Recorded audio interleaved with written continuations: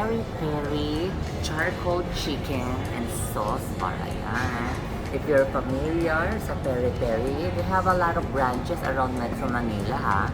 But we are here at the Resorts World Newport Mall Manila branch. We ordered some great food like chicken, and we're going to taste it and i-review ko, and I'm going to tell you my review and also my opinion sa food nila. But I also like the decoration sa motif ng restaurant nila. Very cool. Anyway, don't forget to subscribe to my channel and like this video, and also if you like this video, you can give me some tip because yung super thanks ko activated na. So you can just click the super thanks below.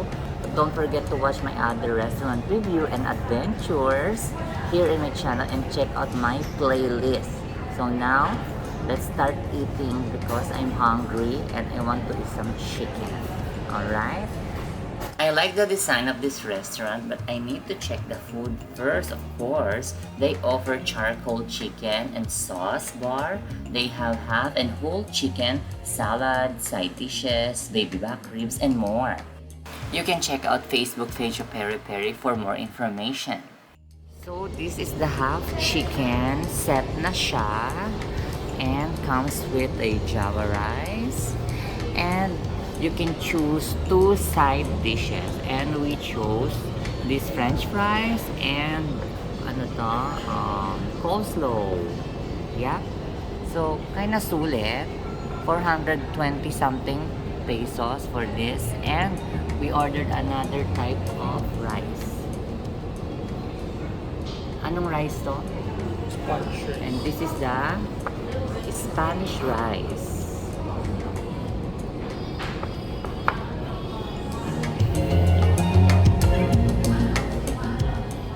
So yes, this is our food. It's my second time actually dito sa Peri Peri. I like the food presentation and also the dipping sauce. Super sarap.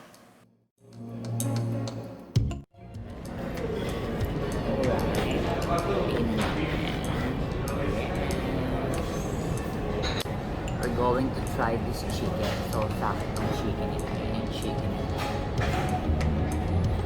Malaki naman yung chicken. Okay.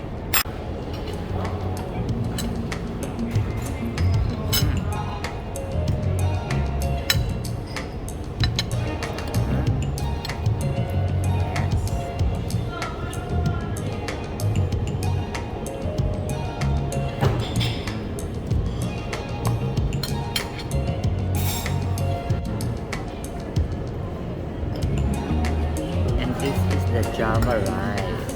Oh yes, yung java rice. Coleslaw. Chicken tastes really good. Half chicken set is good for 2 to share.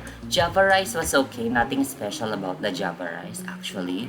I do like the coleslaw. It was tasty, and also a big yes sa dipping sauce. Overall, the food was good. Here's the menu of Peri Peri charcoal chicken. Thank you for watching, and don't forget to watch my other restaurant review and check out my playlist. Thank you, and see you to my next vlog.